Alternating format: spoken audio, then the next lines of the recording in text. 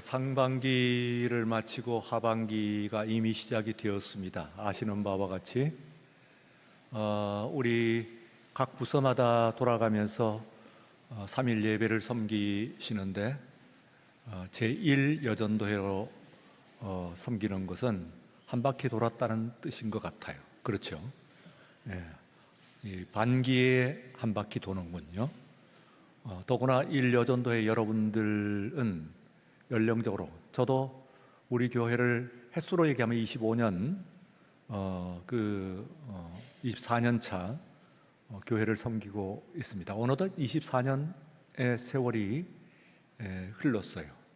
참 빠르다 싶은데요. 언제 그렇게 지나갔나 그런 생각이 듭니다.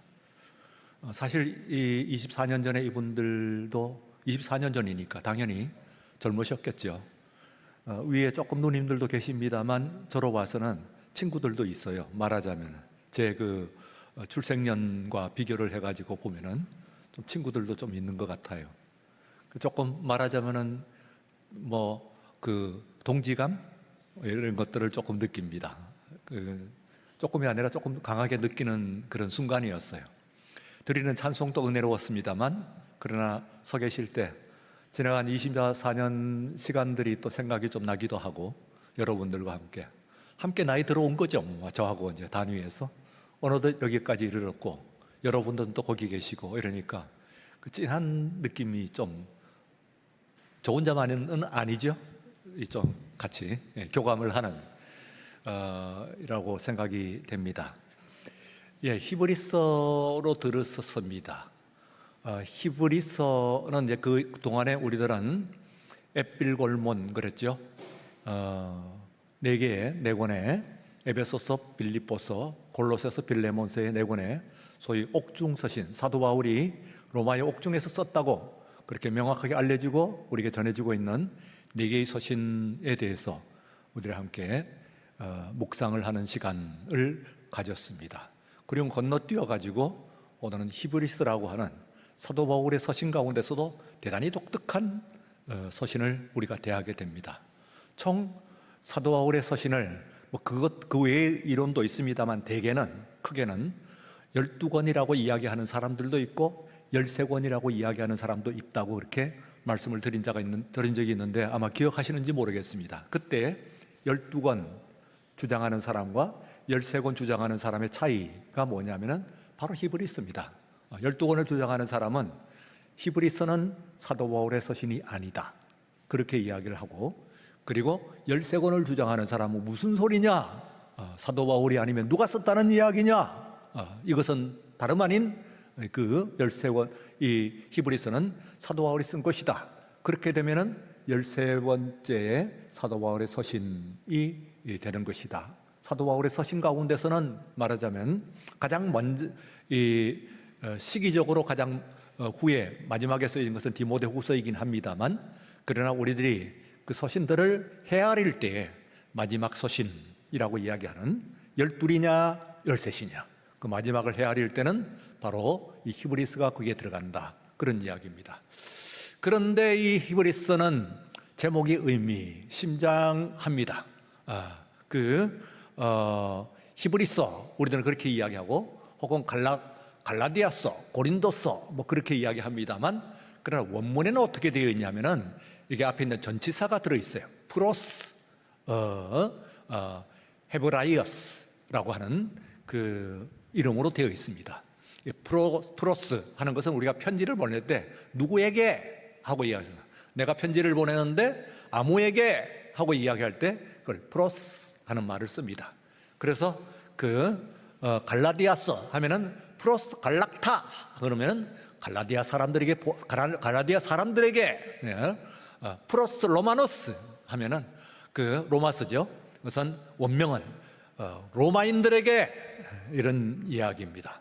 그래서 여기서는 히브리인들에게 그런 뜻입니다. 히브리인들에게 그러면 조금 그냥 히브리서 하는 것보다는 조금 그 편지로서의 느낌 이런 것들이 좀 감동 같은 것이 조금 분명하고 그리고 뭉클하게 전달되어 오는 그런 제목이다 그렇게 생각을 할 수가 있습니다. 히브리인들에게, 히브리인 누굽니까? 누구에게 보냈다는 갈라디아 고린도 교회 하면은 프로스 코린티아누스 그러면은 고린도 교회의 코린투스 하면은 고린도에 보내는 고린도인에게 그런 얘기인데, 히브리인에게 하면은 그거 어디 있는 교회인가요? 히브리 교회는 아니죠. 이것은 사도 바울의 서신서 가운데서 일반적인 대상을 지칭하고 있는 이 서신입니다. 그런 그 서신이 없는데 대개 어떤 특정 개인이나 교회를 지칭하고 있는데, 여기서는 그보다는 조금 넓은 의미에서의 일반적인, 아주 일반적인 것은 아니고요. 말하자면 히브리 하는 말이 뭡니까? 이 말이 이스라엘 사람들이라고 하는 뜻으로 이해가 됩니까? 어떻게 이해를 하고 계세요? 오늘 제가 곧 히브리라고 하는 말을 조금 우선 규정을 좀 하고 그리고 넘어갈 필요가 있습니다. 히브리인들에게 하고 이걸 서시를 썼으니까, 이 창세기의 14장 13절에 보면은 그 땅에 있는, 그 땅이라고 하는 것은 가나안인데, 가나안에 있는 사람들이 그 땅을, 자기의 땅을 방문한 그 아브라함을 향해 가지고 그 사람을 뭐라고 불렀냐면 히브리인이다, 그렇게 불렀어요. 그러니까 이것은 말하자면 하나의 이름이라기보다는 별명입니다. 이름과 별명의 가장 중요한 차이는 뭔가요? 아버지와 어머니, 어른들께서 나에게 태어났을 때 지어준 이름 혹은 태어나기 전에 지은 이름이라고 한다면 그것이 이름이고, 그리고 별명 하면은 그건 뭡니까? 별명은 나중에 내가 살아가면서 저에게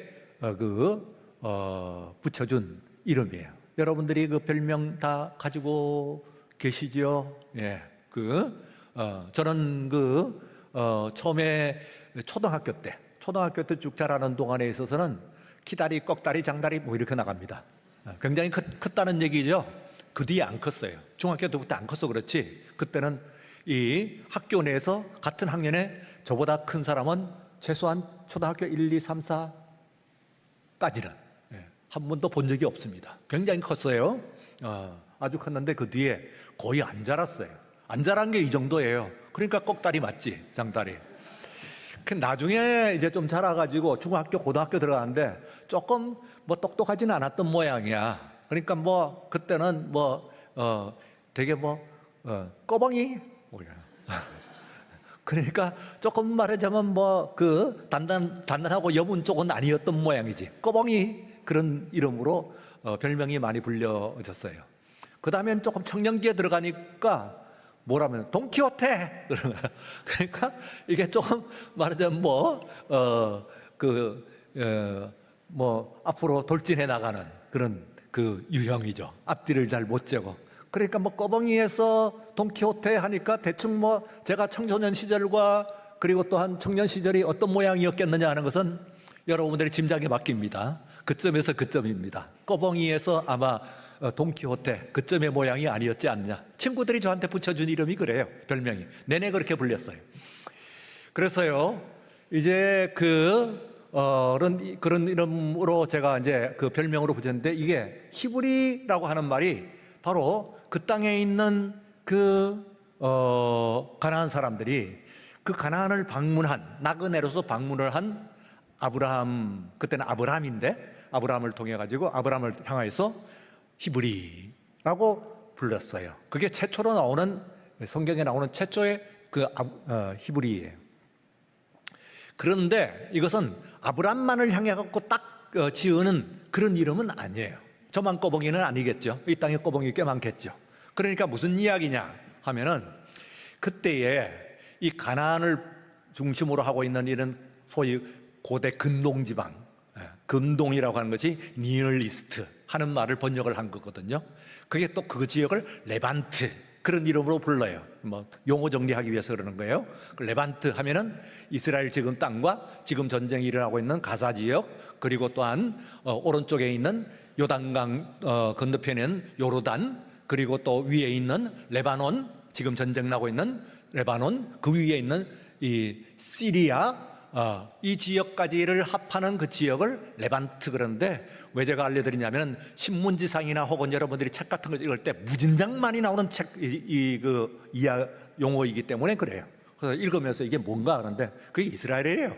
이스라엘이 포함하고 있는 좀 넓은 지역들, 심지어는 그 밑에 있는 남쪽으로는 시나이 반도까지 들어가서 레반트로 들어갑니다. 애국은 아닙니다. 저기에 바빌론은 아닙니다. 그 정도 지역, 그러니까 지중해 동편, 남편, 북편 이렇게 조금 둘러싸고 있는 그 지역을 레반트 지역이다 그렇게 이야기를 하고, 혹은 포타일 크레센트, 그러니까 비옥한 반올련 지역이다 하면은 그거는 지금 이야기했던 지역에서 시작을 해가지고 그게 좀 더 내려갑니다. 밑으로는 이집트까지, 애국까지 내려가고, 위로는 조금 전에 애국이 아니고 바빌론이 아니라고 그랬지요.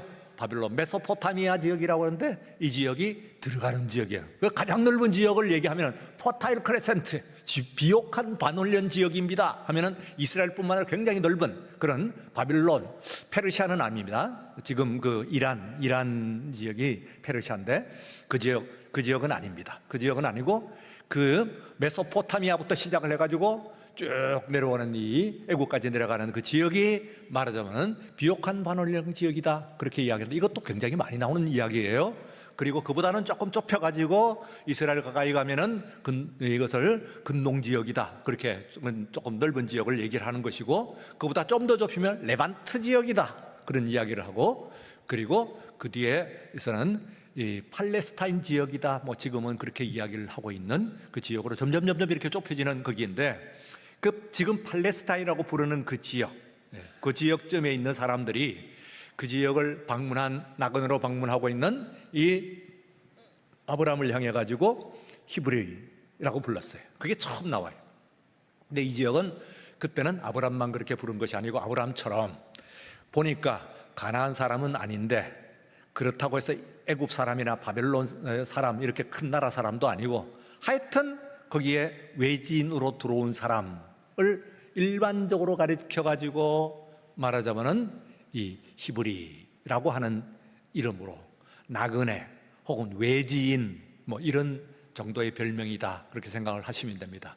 그래서 아브라함이 그들의 눈에는 외지인, 나그네 정도로 보였다 그렇게 생각을 할 수가 있고요. 이게 이제 그 다음에는 안 나와요. 이삭, 야곱 어쩌고 안 나오다가 나중에 이스라엘 백성들이 창세기 끝에 가가지고 애굽에 갈 때쯤 되면은 이게 막 나옵니다. 그때부터 이제 무더기로 나오기 시작합니다. 가장 많이 나오는 것이 출애굽기에 가장 많이 나옵니다. 그 이야기는 뭐냐면은 살짝 이미 그 앞에 있는 히브리라고 하는 말이 가나안 지역에서 외지인이라고 하는 이름으로 적혀 있습니다만, 그러나 그 애굽, 그 이집트죠.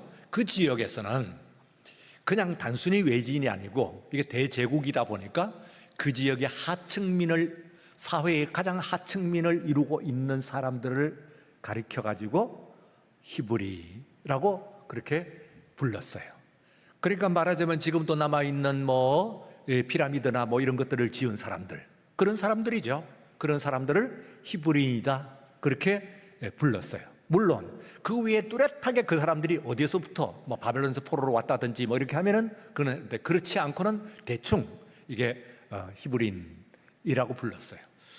그러다 보니까 위에는 아브라함이 조카 롯을 데리고 갔고, 그래서 지금 요르단 나라 그쪽에 보면 모압, 암몬, 에돔 이런 나라인데 이것도 다 히브리입니다. 사실은요, 지금 전쟁을 하고 싸우고 있습니다만 이게 이제 말하자면 지금 이스라엘 나라를 창건한 다비드 벤구리온이라고 하는 유명한 사람이 있어요. 이 벤구리온 박사가, 그러니까 우리는 지금 인천공항 내리잖아요. 그런데 이제 이스라엘 가면 딱 내리는 그 공항 이름이 벤구리온 공항입니다.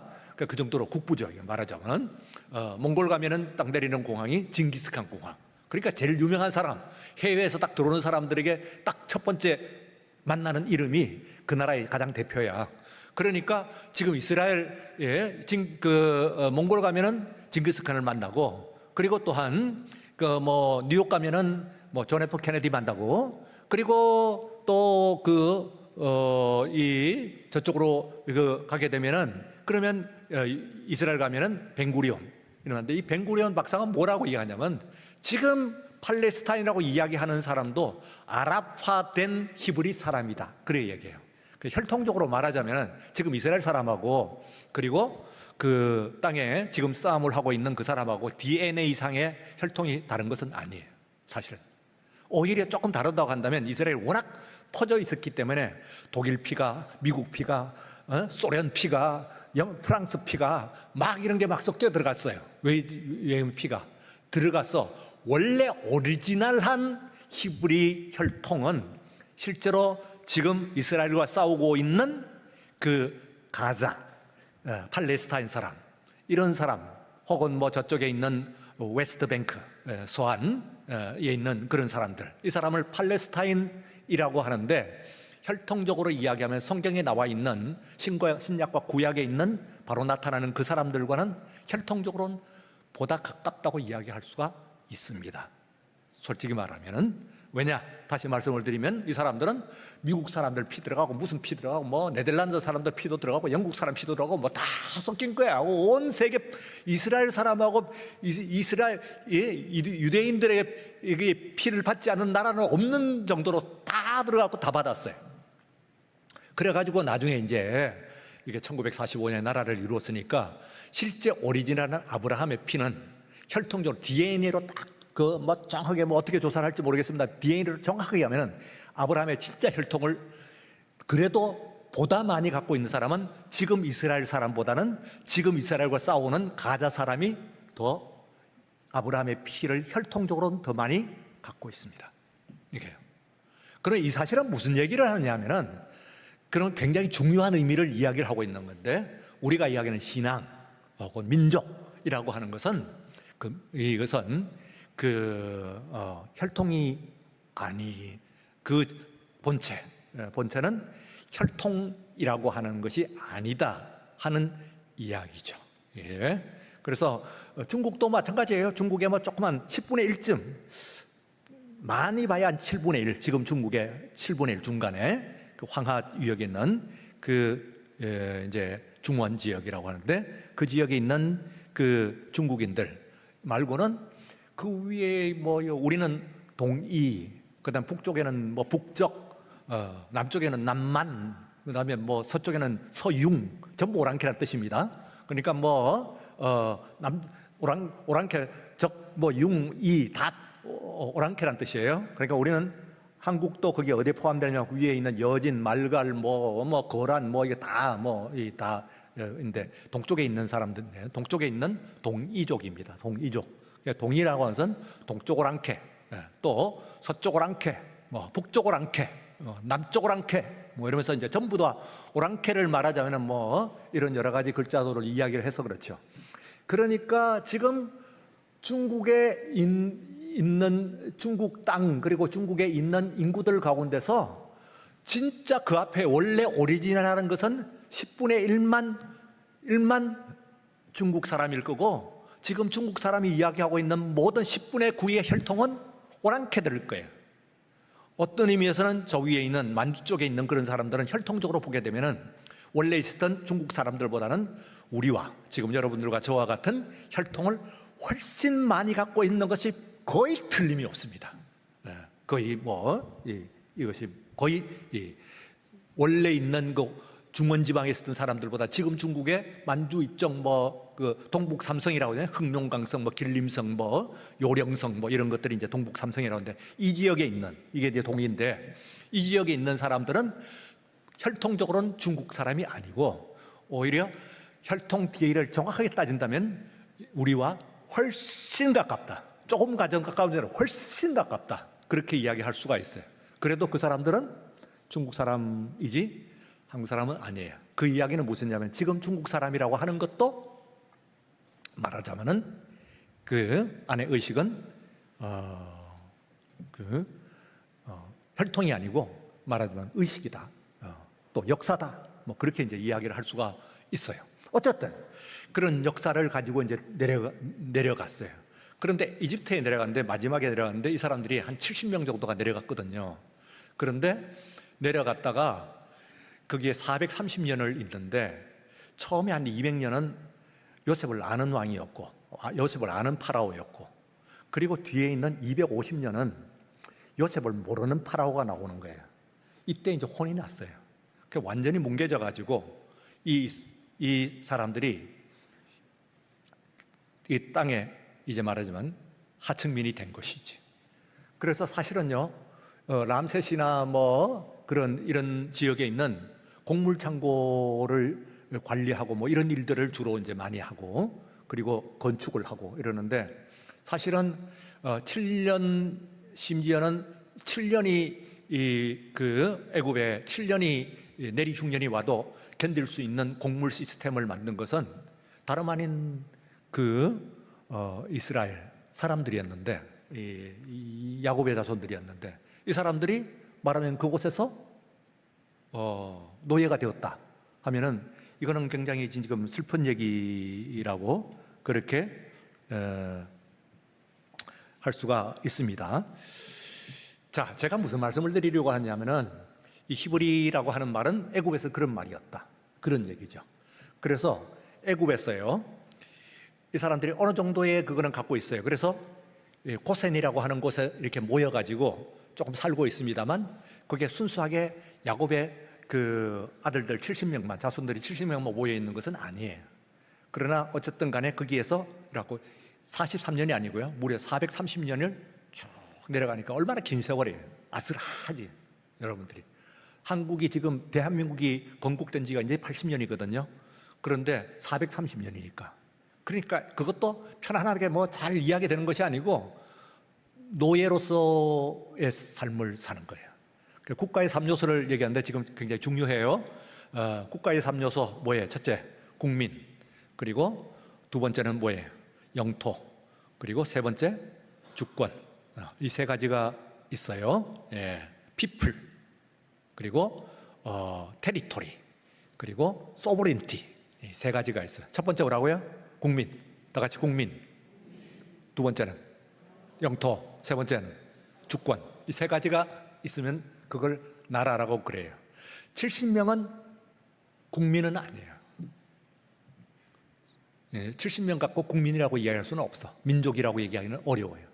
그런데 이때에 놀라운 여러분들이 성경을 특별히 출애굽을 읽으면서, 창세기를 마치고 출애굽을 읽으면서 꼭 기억해야 되는 거죠. 믿음의 사람이 70명이 내려갔는데 430년 이후에 이 사람들이 출애굽을 할 때 60만 원을 헤아렸어요. 60만. 70명은 민족은 아니에요. 나라는 아니에요. 그런데 이 430년 이후에 이 사람들이 민족을 이룬 거예요. 그건 민족이라고 이야기를 할 수 있어요. 그 앞에 있는 건 그냥 파밀리아야, 그냥 가족이에요. 그냥 좀 큰 가족 뭐 그런 정도이지, 그게 가지고 뭐 그걸 가지고 민족이라고 못 그러거든요. 근데 이 사이에 그것을 설명하는 아주 중요한 키워드가 있어요. 성경에 출애굽 뭐냐면은, 이 사람들이 말하자면은 핍박을 하는데 학대를 받을수록 더욱 번성하였다 하는 말이에요. 이 말이 오늘 여러분들이 예배를 드리면서 받아가질 큰 선물입니다. 물론 다 알고 있긴 있겠습니다만 다시 한번 감동을 한번 느껴보세요. 다시 한번 따라하십시오. 그들은 학대를 받을수록 하나님께서는 그들을 더욱 번성케 하였다. 이 말 속에 모든 것이 포함되어 있어요. 이 말 속에 모든 것이 포함되어 있어요. 여러분, 학대를 받을수록 더욱 번성했어요. 심지어는 아들을 낳으면 날강에 던져라 하고 바로가 명령했는데도 불구하고 그런 학대도 받을수록 날이 갈수록 이 사람들이 번성하는 거예요. 이것은 종교적인 이야기입니다. 이건 신앙이에요. 그리고 오늘 우리들에게 여러분에게 들려드리고자 하는 메시지예요. 바로 여러분들의 삶이거든요. 여러분들이 어떤 삶을 산다고요? 세상을 살면서 학대를 당할수록 더욱 번성하는 축복이 있을 줄로 믿습니다. 이 역설이 없으면 우리는 세상을 쫓아갈 일이지 여기 와서 예배드릴 이유는 없어요. 이 역설이 있기 때문에 우리가 지금 예배드리고 있는 거야. 다른 거 하지 않고. 예? 예배가 있고 여기에서 세상에 문제가 있으면 있을수록 우리들은 더욱 번성할 줄로 믿습니다. 문제가 있지만 문제 때문에 더욱 은혜를 받고 문제 때문에 축복을 받을 줄로 믿습니다. 그걸 이야기를 하고 있어요. 말도 안 되는 소리죠. 어떻게 노예로서의 삶을 살아가면서 학대를 받을수록 더욱 번성하냐 이 말이에요. 예? 오프레스를 받을수록 더욱 프라스퍼했다, 그렇게 이야기하거든요. 영어 얘기하면서. 그게요, 번성했다는 거예요. 번성해서 막 늘어가는 거예요. 이게 그리스도인들의 삶이에요. 믿음의 삶을 사는 사람들의 삶이에요. 우리들이요, 여러 가지의 문제를 만납니다. 사실 뭐 외적인 가정에서부터 시작해갖고 나 자신도 나를 괴롭히는 세상이니까 문제가 있잖아요.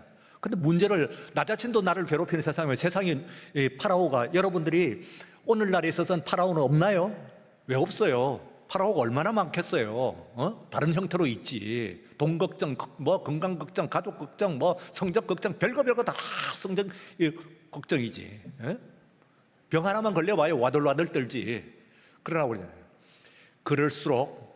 그럼에도 불구하고 우리들은 그 문제 때문에 더 빨리 갈 줄로 믿습니다. 예, 이게 놀라워요. 이 논리는 신앙 아니면 다른 데서는 찾을 수가 없기 때문에 오늘 여기 우리들이 있는 거 아니겠어요? 그래서요, 여기에 이 사람들이 히브리라고 하는 이름이 원래는 좋은 이름이 아니에요. 남들이 붙여준 이름이고, 그게 가나안에 있을 때는 외지인이란 그런 뜻이었고, 나중에 내려가고 애굽에서는 본격적으로 거기에 있을 때 제일 하층의 그 슬레이브들이었어요. 노예들이었는데, 이 사람들에게 있어서 더욱 번성을 한 거예요. 그래, 그 사람들이 무슨 일이 일어났는지 하는 것을 몰랐는데도 하나님께서 내가 고통받고 내가 학대를 받고 내가 문제 가운데 있는 가운데서도, 내가 억압받고 내가 병중에 있는 그런 가운데서도 하나님은 멀리 떠나갔다? 아니에요. 나와 함께 계시는 줄로 믿습니다.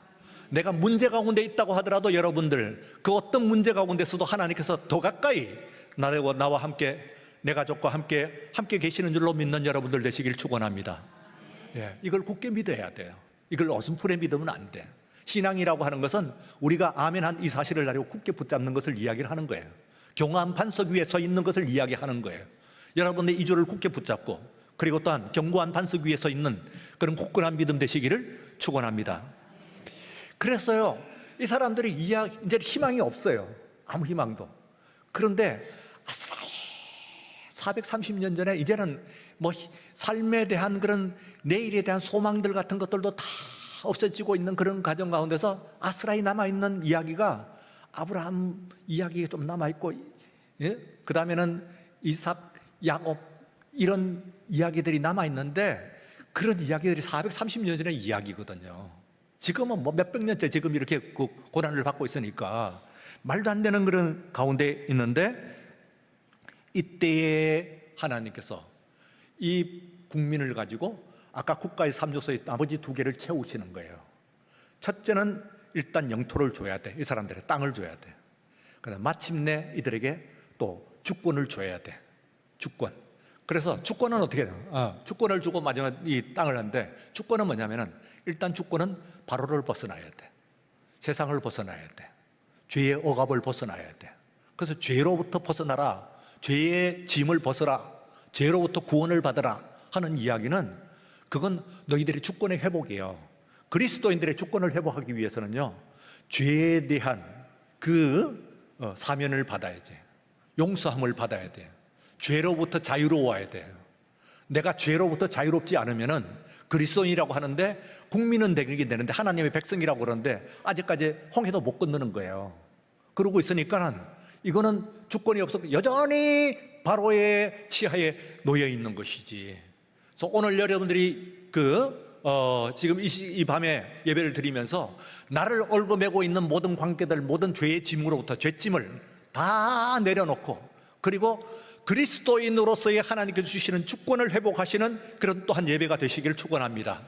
예, 완전한 하나님의 자녀가 되는 거예요. 그냥 사람으로 세워지는 게 아니에요. 정말로 하나님의 자녀가 되는 거예요. 죄가 나를 침범하지 못하게 하는 거예요. 세상에 있는 권세가 나를 침범하지 못하게 하는 거예요. 소버린티, 내 주권을 내가 확보하는 거예요. 그리스도인으로서 주권. 그리스도인으로서의 주권이 있어야 돼요. 그리스도인으로서 주권을 가지고 있어야 돼요.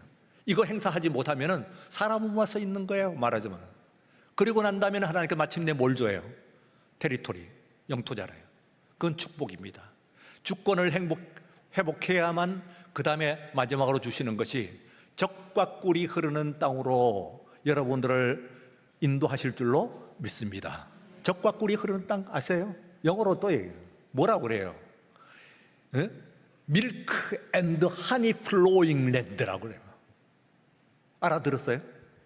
밀크와 하니가 플로잉한데요, 강처럼 흘러대는 땅으로 너를 인도하여 주신다며, 그런 영토를 주신다는 거예요.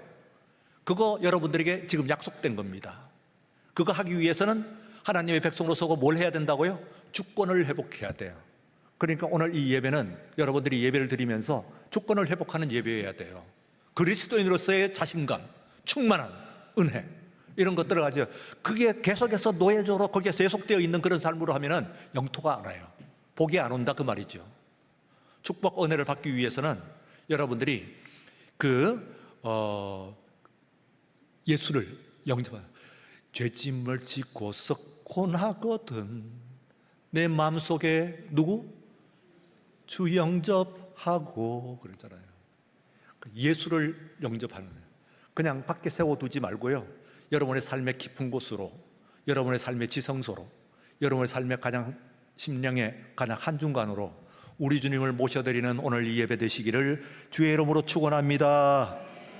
예, 그래서요 이 사람들이 나라를 만들고 그리고 또한 바로를 떠나가지고 주권을 회복하고 마침내 나중에 땅을 보여주셔가지고 그 땅을 젖과 꿀이 흐르는 땅을 축복으로 받고 하는 이 그 패턴을 하면서 이 히브리라고 하는 이름이 그 전에는 별로 내가 스스로 붙일 만한 그런 이름은 아니었는데 자랑스러운 이름이 되었어요. 그래서 신약 성경에 두 가지 점에 있어서 굉장히 중요한 히브리라고 하는 표현이 여기에 들어가요. 그 첫 번째는 역시 둘 다 바울의 관계를 있는데, 바울은 히브리 고린도 후서에서 보면은 4장에서 보면 뭐라고 그러냐면은 너희들이 그 사람들이 히브리인이냐? 나도 그렇다. 그리고 그 사람들이 이스라엘 사람이냐? 나도 그렇다. 그 사람들이 하나님의 일꾼이라고 그러더냐? 정신 빠진 소리를 하는 것 같지만 나도 그렇다. 나는 하나님의 일꾼이다. 그러면서 자기를 뭐라고 소개를 하냐면은 히브리인 중에 히브리인이라는 거예요. 여러분, 이 말이 왜 중요하냐면은 예수님이 12제자를 비롯해가지고 신약 성경에 나와 있는 다른 인물들이 자기 자신을 유대인이다, 이스라엘이다 그렇게 소개를 하는 적은 있어도 히브리인이라고 소개를 한 적은 없어요. 바울 말고요. 물론 썼지. 히브리오다 혹은 히브리 관습이다 이런 뜻으로 사람을 향해 가지고 히브리라고 하는 말은 안 써요. 왜? 그렇게 좋은 이름 원래는 아니었기 때문에. 근데 자랑스러운 이름으로 만드는 거예요, 이 사람이. 그리고 마지막에 오늘 여기에 있는 말씀 가운데서 자기가 13번째의 그 편지를 쓰면서 이게 지금까지는 로마로 쓰고 갈라디아로 쓰고 고린도로 쓰고 이랬거든요. 디모데로 보내고 디도에게 보내고 했는데 지금은 다 보내는 거예요. 쫙 히브리인들에게 프로스 헤브라이어스 라고 하고 보내는데 뭐라고 이야기하냐면은, 이거는 이 책은, 이 편지는 프로스 헤브라이어스 히브리인들에게 이렇게 되어 있습니다. 우리말로 지금 얘기하면은 그리스도인들에게요, 하나님의 사람들에게요. 뭘 해야 돼요? 하나님의 사람으로서 뭘 회복하라고요? 사람으로 섰으면 people. 두 번째는 뭐라고요? 주권을 회복하라고요. 주권을 회복하기 위해서 뭘 해야 된다고요? 죄로부터 벗어나야 돼요. 죄의 억압에서부터 벗어날 수 있어야 돼요. 죄로부터 자유로워야 돼요. 그걸 가지고 구원이라고 그래요. 완전한 구원은 나중에 젖과 꿀이 흐르는 땅까지 가는 거예요. 마지막 하나님의 나라까지 죽은 이후에 이 땅의 삶을 끝내는 가는 것이 완성이긴 해요. 그러나 이 땅에 살아있는 동안에 있어서 여러분들이 정말 진정한 의미에서 하나님의 백성, 물론 하나님께서 아직까지 죄로부터 자유롭지 않으면서 신음하고 있는 히브리인들, 애굽에 있을 때의 히브리인들과 같이 그런 히브리인도 있습니다. 그런데 바로로부터 벗어난 사람들이 있잖아요. 그때부터는 본격적으로 하나님의 자녀가 되는 것이죠. 마찬가지로 지금도 그렇습니다. 여러분들이 예배를 드리면서 죄로부터 자유로워요. 그러면은 여러분들은 우리 하나님의 주권을 회복하시는 줄로 믿습니다. 그 결과는 적과 꿀이 흐르는 땅, 축복으로 인도하시는 것이라는, 구원으로 인도하시는 거예요. 그런데 주권을 회복하는 것이 오늘 우리들에게 뭐라고요? 예수님을 영접하는 거라고요. 여러분의 마음에 문 밖에 세워두지 말고 오늘 이 밤 시간에 이 예배를 통해서 문 안으로 내 심령 깊숙이, 지성소라고 하는 것이 지금은 무너지만 여러분의 심령 속에 있는 거예요. 가슴 속에 다 있어요. 저도 있고 여러분들도 있어요. 지성소, 홀리 오브 홀리, 그렇게 하거든. 그 얘기야.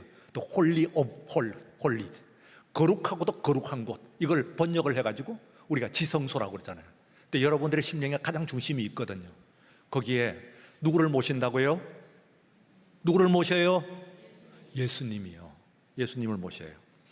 그래서요, 제가 이제 아까 그 불렀던 우리 찬송이 여호와의 유월절 하는 그 제목의 이 찬송이에요.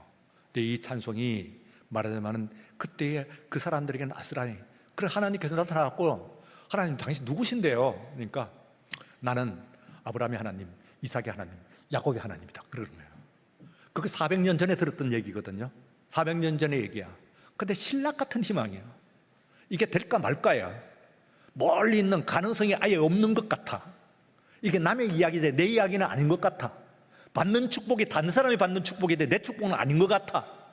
은혜를 받았던 사람들이 이야기가 있습니다만 그건 내 은혜는 아닌 것 같아.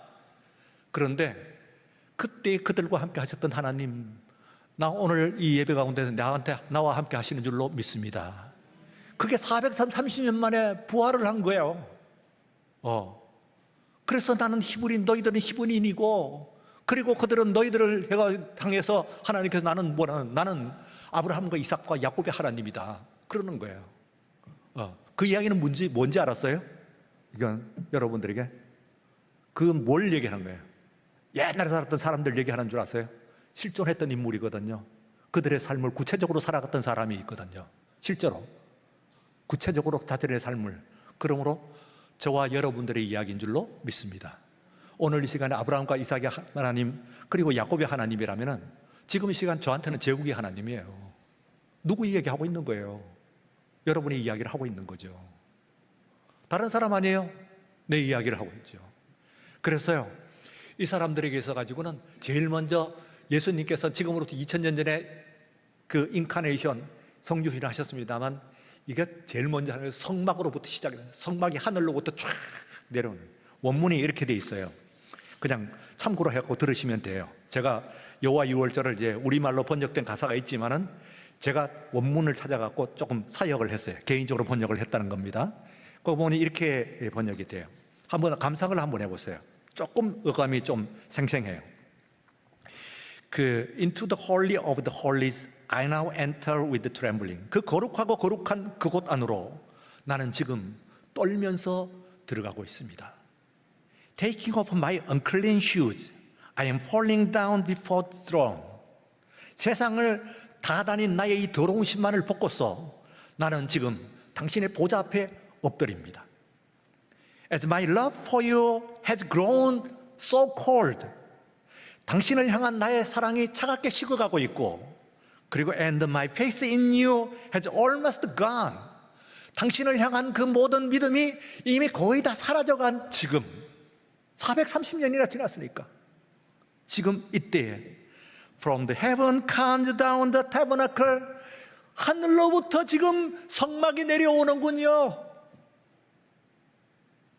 To this place where I am waiting on you. 바로 이곳으로요. 내가 지금 당신을 기다리고 있는 이곳으로요. 성막이 내려오고 있어요. Lord, please fill this room with your mercy. 주님, 당신의 그 자비로서 이 방을 가득 채워주세요. And let your love shine on me.